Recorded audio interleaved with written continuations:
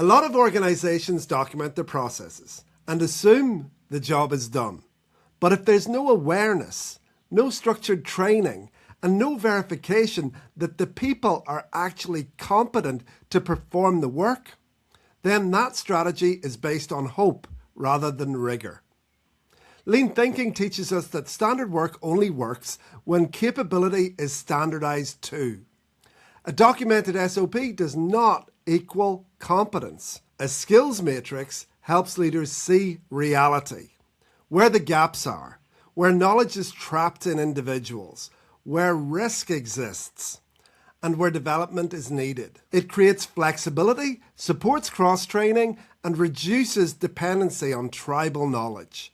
And this builds a culture where people grow, instead of simply being used as labour. Most importantly, it changes leadership behaviour, because when capability gaps become visible, leaders can no longer manage by assumption. They have to coach, develop, and engage their people intentionally. And that's where real continuous improvement starts, not with documents, but with people who are capable, confident, and continuously developing.